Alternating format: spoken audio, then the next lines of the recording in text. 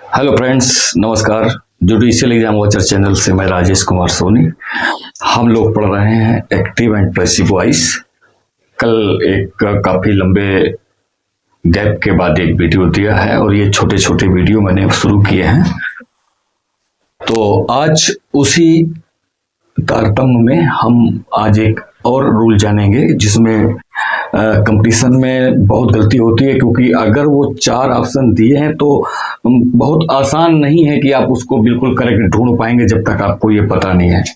अब वो क्या है, तो आज एक छोटा सा रूल है कि अगर आपके सेंटेंस का जो सब्जेक्ट है वो इंडिफिनिट प्रोनाउन है या बेक प्रोनाउन है या अंडरस्टूड है सब्जेक्ट, या फिर आपके सेंटेंस का जो सब्जेक्ट है वो निगेटिव इंडेफिनिट प्रोनाउन है, तो इसको आप कैसे हैंडल करेंगे, आज सिर्फ इतना ही सीखना है। इस वीडियो में छोटा सा वीडियो रहेगा, पूरा देख लीजिएगा तो आपको आसानी से समझ में आ जाएगा।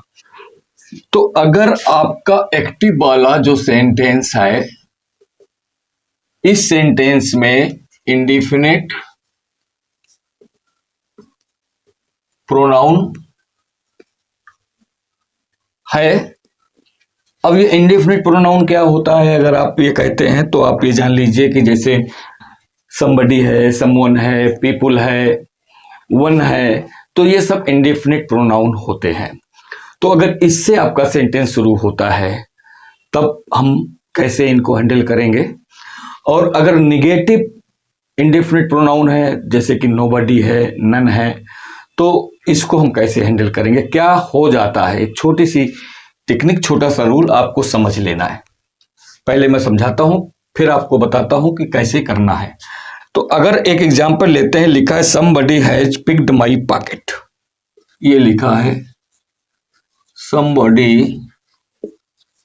has picked my pocket, ये लिखा हुआ है। अब आपको पता है ये एक्टिव है, अब आपको पैसिव बनाना है। तो आप ये देखेंगे कि आपके पास जो सब्जेक्ट है वो इंडेफिनिट प्रोनाउन है, या यूं कह सकते हैं कि ये ऐसा सब्जेक्ट है जो डिफिनिट नहीं है। तो ऐसे सब्जेक्ट को हम बाई लगा करके लिखने की आवश्यकता अंग्रेजी ग्रामर कहती है कि नहीं है। तो अब ये हो गया सब्जेक्ट और ये हो गया ऑब्जेक्ट, ये हो गई आपकी वर्ब। अब आपने देखा, आप इसको बनाना चाहते हैं तो आपने देखा हैज लगा हुआ है एक्टिव में, तो इसका मतलब है कि पैसिव में या तो हैज बीन होगा या हैव बीन होगा। तो और ये भी पता है आपको कि जब एक्टिव से पैसिव बनाते हैं तो जो एक्टिव का ऑब्जेक्ट होता है वो पैसिव का सब्जेक्ट होता है। वो इसलिए होता है कि वो पैसिव उसका नाम ही है, इसलिए नॉन डूअर सब्जेक्ट हमको चाहिए होता है। हमारा जो टॉपिक है वो नॉन डूअर होना चाहिए इसके लिए। तो अब जो एक्टिव से पैसिव है उसको चेंज करने का एक सीधा सा फार्मूला है कि B+V3 होना चाहिए, B+V3 होना चाहिए ये पैसिव बनाने के लिए। और इसका जो सब्जेक्ट होगा वो नॉन डूअर होगा। तो ये पैसिव की इतनी सी पहचान है, इतना ही आपको करना है। अब आप देख लीजिए आसानी से आप कैसे कर पाते हैं। करना बहुत आसान है, बहुत इजी है, बस ध्यान से सुनने की जरूरत है। अब हम लिख देंगे माई पॉकेट, माई पॉकेट, ठीक है। अब यहां केवल हैज लिखा है, अब चूंकि माई पॉकेट है तो हैज के साथ में बीन आ जाएगा, हैज बीन। और चूंकि V3 आती है, हैज के साथ भी V3 लग रही होती है, और हैज बीन के साथ यानी कि B+V3 हमको रखना ही है। तो आपके पास सेंटेंस में ऑलरेडी V3 दी गई है, तो हमने इसको लिख लिया। तो my pocket has been picked. अब यहां पर हमको ये जरूरी नहीं है कि बाई समवन लिखें। कहने का मतलब ये है कि जो ये सब्जेक्ट है ये इंडेफिनिट प्रोनाउन है और इसको बाई समवन लिखने की आवश्यकता नहीं है। ये समझाने की यहां पर बात है जो मैं आपको बताना चाह रहा हूं कि अगर इस तरह के सेंटेंसेस आते हैं तो आप बनाना चाहते हैं तो बना लीजिए। अगर आपके पास 4 दिए हुए हैं तो आप देख लीजिए कि ऐसा ग्रामर कहती है कि ऐसा नहीं करना है, तो आप मत करिए। तो अब जब 4 बनाएगा तो कहीं ना कहीं वो गलत तो करेगा ही। क्या करेगा, एक तो ये रहेगा। अब ये किस नंबर पे रहेगा ये तो हमको भी पता नहीं है, लेकिन गलती क्या करेगा, गलती ये करेगा कि यहां पर वाज कर सकता है, यहाँ पर है भी कर सकता है। अगर आप सब्जेक्ट को ध्यान देंगे तो आप समझ जाएंगे कि गलत कहाँ है, गलत कहाँ नहीं है। तो वो किसी भी तरह से गलतियों को ऐसी माइन्यूट गलती करके आपको दे देता है, छिपा देता है कि आप उसे आसानी से ढूंढ नहीं पाते हैं, क्योंकि आप स्पीड में चल रहे होते हैं, आपके पास टाइम की एक लिमिट होती है। तो एक बात तो ये हो गई। अब अगर दूसरा सेंटेंस एक लेते हैं जिससे आपको और क्लियर होगा कि आपको समझना क्या है, ये आपको क्लियर करना है। आपको क्या समझना है इस पर ध्यान दीजिए। मैं आपको क्या समझाना चाहता हूं ये तो मुझे पता है, लेकिन आपको क्या समझना है ये आप ध्यान दीजिए कि आपको क्या समझना है। मैं जो समझा रहा हूं उसमें आपको जो समझना है वो आपको मिल रहा है कि नहीं मिल रहा है। अब जैसे लिखा है, they will declare the result soon. They will declare the result soon. ये आपका एक्टिव हो गया। तो अब यहां देखा जाए कि जो ये दे है, अगर यहां पर कोई यूनिवर्सिटी वगैरह का नाम वाम लिखा होता तो भी ये होता, और दे है तो ये भी आपका ऐसी कंडीशन में सेंटेंस के अकॉर्डिंग जो यहां सब्जेक्ट है वो भी इंडेफिनिट ही है। तो ये हो गया। अब आपने देखा कि इसका आपको पैसिव बनाना है। पैसिव बनाने के लिए आपके पास सब्जेक्ट ये है ना, ऑब्जेक्ट ये है और वर्ब आपके पास ये है। आपको तो एक ही फार्मूला याद रखना है, बी प्लस V3 याद रखना है, ठीक है। तो अब हमने इसका ऑब्जेक्ट उठाया, इधर रख दिया द रिजल्ट, द रिजल्ट, ठीक है।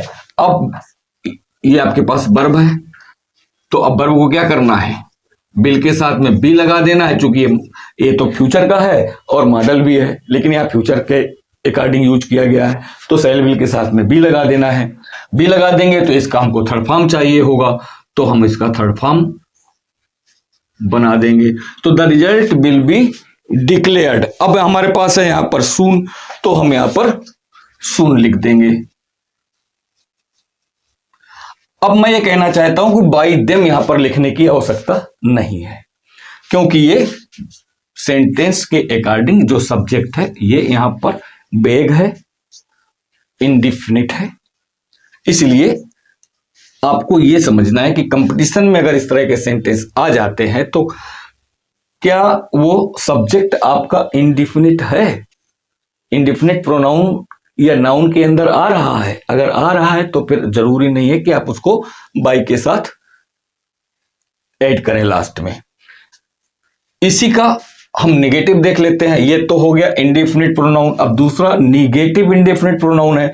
तो निगेटिव इंडेफिनिट प्रोनाउन का मतलब हो गया कि जैसे कि इधर समबडी या समवन आया था, उधर हम नोबडी या नोन या नन, कुछ भी।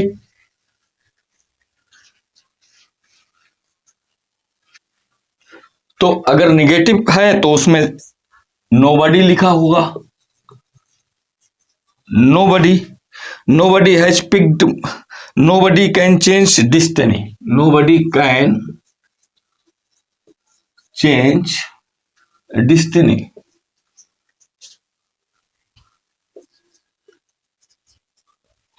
अब यहां पर क्या समझना है, यहां पर यह समझना है कि अगर आपका सब्जेक्ट निगेटिव इंडेफिनिट प्रोनाउन है तो पैसिव में आपको निगेटिव यानी कि नॉट यूज करना है, और ये बाय के साथ नहीं रहेगा, चूंकि यही तो हम समझाना चाह रहे हैं आपको। तो अब आप क्या कर सकेंगे कि यहां पर सब्जेक्ट तो ये हो गया और वर्ब आपके पास ये हो गई, ऑब्जेक्ट आपके पास ही बचा। यहां से हमको स्टार्ट कर देना है, तो लिख देना है destiny can not be change. चूंकि बी प्लस V3 तो आपको पैसिव में लगाना ही लगाना है, कोई भी सेंटेंस हो, तो कैन नॉट बी चेंज्ड। अब यहां पर हमको बाई लगा करके इसका यूज करने की आवश्यकता नहीं है। तो आज केवल यही समझा रहा हूं कि अगर आपका एक्टिव का सेंटेंस ऐसा है जिसके पास इंडेफिनिट प्रोनाउन है या बेग प्रोनाउन है या सब्जेक्ट उसका ऐसा है या फिर निगेटिव इंडेफिनिट प्रोनाउन है, तो उसके साथ हम ऐसा व्यवहार करेंगे जैसा अभी हमने वीडियो में देखा है। इसको एक बार आप फिर से सुन सकते हैं ताकि आप समझ लें और एग्जाम में कंपटीशन में कुछ ऐसे ही छोटी सी चीजें पूछ ली जाती है, हालांकि छोटी नहीं है, लेकिन जब आपको ये आ जाएगा, बेहतर समझ में आ जाएगा, तब आपको छोटी लगेगी। और मुझे चूंकि आ गया इसलिए मैं छोटी कह रहा हूं कि ये छोटी छोटी चीजें पूछ ली जाती हैं। तो ये मैं अपने अकॉर्डिंग कह रहा हूं कि छोटी छोटी पूछ ली जाती हैं। कि जब तक आपको समझ नहीं आया है, आपके बिल्कुल दिमाग में मर नहीं गया है, तब तक ये आपको छोटी नहीं लगेगी, आपसे गलतियां होने के चांस बने रहेंगे। तो इस तरह से आपको ये चीजें सीखनी है और इसका आपको प्रैक्टिस भी करना है। कहीं पर भी आजकल बहुत सा मटेरियल है आपके मोबाइल के अंदर, आप सर्च कर लीजिए और इस तरह का प्रैक्टिस सेट कहीं से भी कुछ भी सेंटेंस मिल जाए तो आप निकालिए, उनको बनाइए, उनको देखिए। अगर वो आंसर के साथ मिलते हैं तो आप बनाइए, फिर उस आंसर से मैच कर लीजिए। लेकिन जो कुछ भी है, अगर कुछ ऐसा है तो फिर आपको इससे ज्यादा कुछ करना नहीं है उसमें। एक सेंटेंस और बना सकते हैं, वो सेंटेंस आप ऐसे देख लें। एक मैं और बता देता हूं जिससे आपकी थोड़ा सा प्रैक्टिस हो जाए, या मैं यहां 4-5 लिख देता हूं, आप लोग इसको स्वयं प्रैक्टिस कर सकते हैं। Nobody can mend this wall. Nobody can mend this wall, एक नंबर। दूसरा नंबर है nobody saw him going out. Nobody saw him going out. तीसरा नंबर है somebody has stolen my books।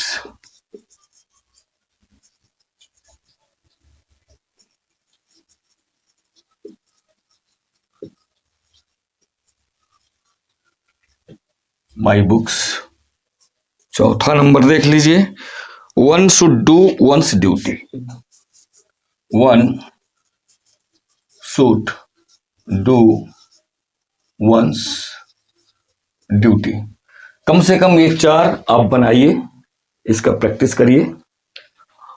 Video सुनने के बाद अगर ये आप 4 कर लेते हैं तो आप जान लीजिएगा कि मैंने जो बताया है वो आपको समझ आ गया है और आप कर ले जाएंगे।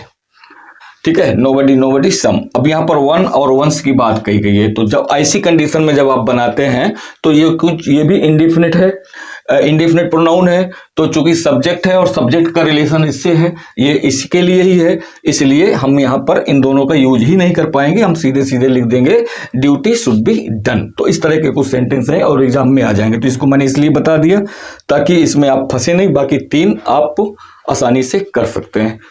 प्रैक्टिस आपके ऊपर है, कहीं से भी मटेरियल ढूंढिए, प्रैक्टिस करिए और इनको बनाइए।